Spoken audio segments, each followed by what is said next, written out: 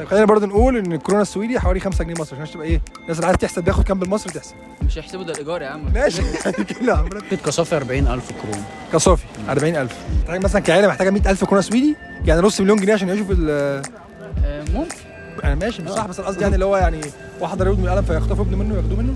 طب تعرف عدد المصريين الموجودين في السويد قد ايه تقريبا؟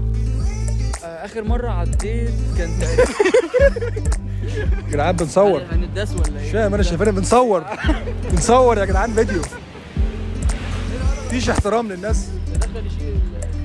انا مش فاهم انا بنصور يا ايه الاخبار يا برنس؟ يا باشا الحمد لله كله عامل ايه؟ الحمد لله. عرف الناس بيك اول مره تشوفك. انا حسام. خلاص كده؟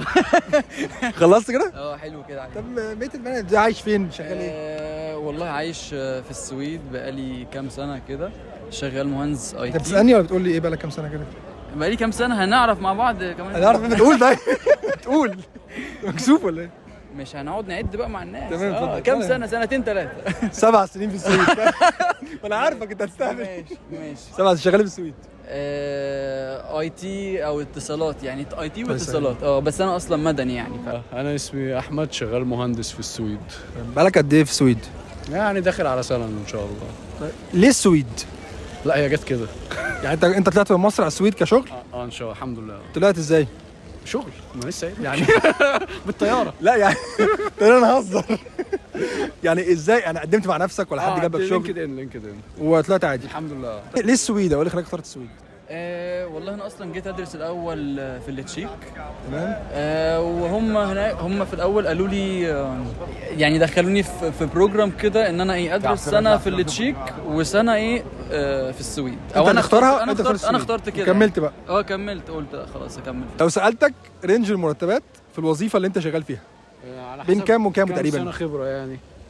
لو يعني مثلا انا مثلا سنتين خبره ممكن يعني اللي هو انت عايز يورو صح؟ لا بقول له العمله السويدي. العمله السويدي يعني مثلا بتلعب من 37,000 كرون ل 45,000 كرون على حسب انت بقى وشطارتك يعني. تمام. ده صافي ولا لسه هتخصم؟ لا ده جروس من غير ضرايب، لسه هيتخصم ضرايب. عشان برضه نعرف الناس الكورونا السويدي بتعمل كام جنيه لو عندك فكره؟ جنيه مصري 4.8 يعني تقريبا 5 جنيه. بالنسبه كواحد مصري عايش في السويد ما شاء الله الله يسهل. رينج المرتبات فيها من كام لكام؟ من 30 ل 60. 30 ل 60. تمام. انت عشان ما تقول عشان ما يقولش هو جاب هو بيسوحني. ماشي. ده لسه بتخصم منهم ضرايب. لسه الضرايب يعني طيب. في الاخر مش هيبقى معاك حاجه. يا عم احنا لسه سالنا. ده بيغزي العين.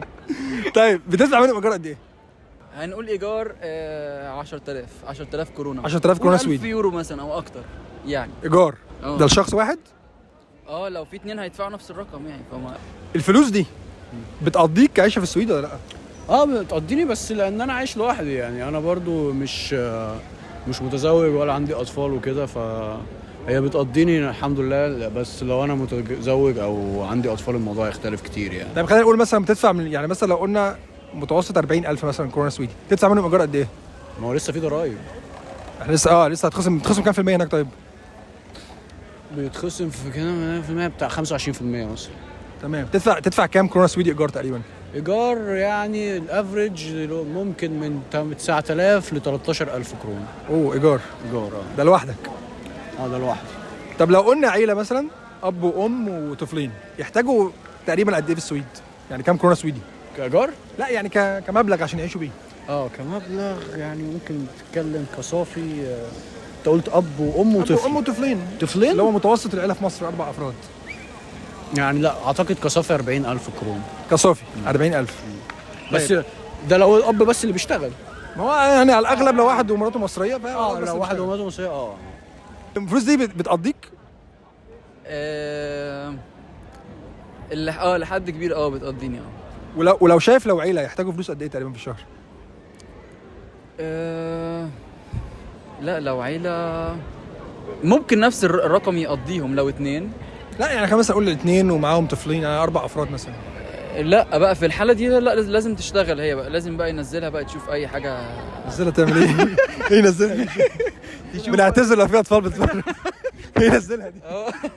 انزلي بقى شوفي بقى اي حاجه. يعني انت شايف محتاجين مبلغ قد ايه برضه ما فهمناش؟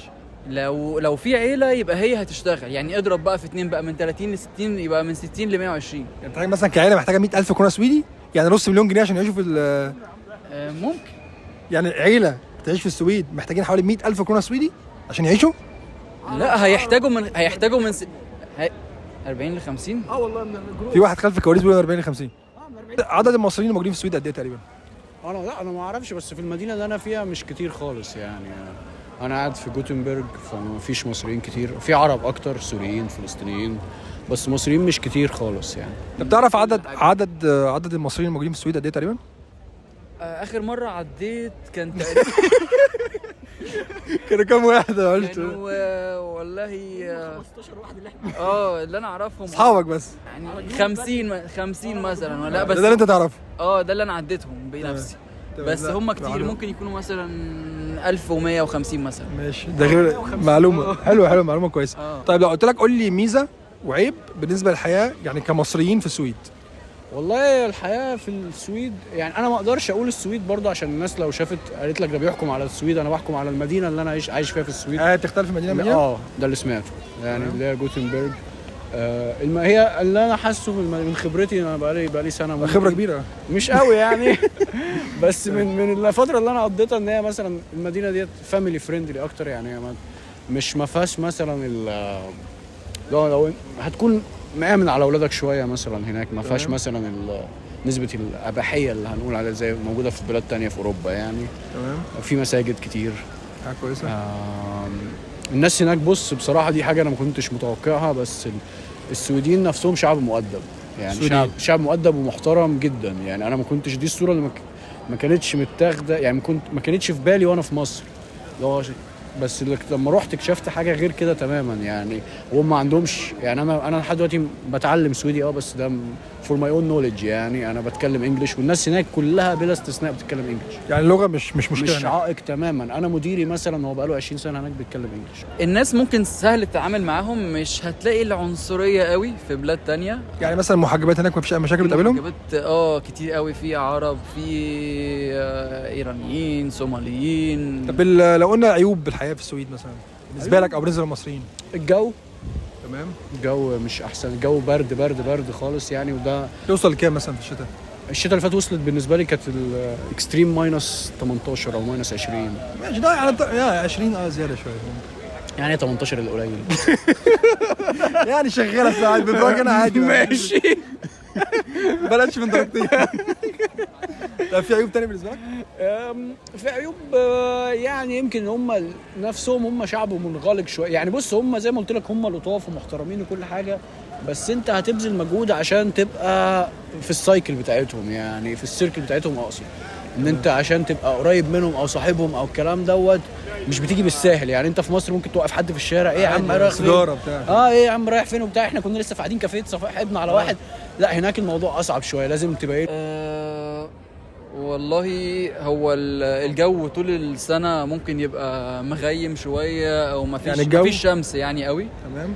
فده بيدي شويه يعني حته اكتئاب كده، تاتش كده. دي حقيقه في حته كده. ممكن هم برضو منغلقين شويه، ده الشعب السويدي. يعني هو لو انت ما بتعرفش تدخل، انت مش اجتماعي قوي، مش هتعرف تدخل تكسر يعني الحدود او تدخل يعني تتعامل معاهم كده، او انت بتكش بسرعه يعني. لا مش هتعرف تتعامل معاهم يعني. وكمان لو انت مش بتتكلم سويدي، هم برضو بيعرفوا يتكلموا انجليزي، بس هم ما بيحبوش قوي يتكلموا انجليزي قوي يعني. وخصوصا انت شايف اللغه برضو مشكله في السويد؟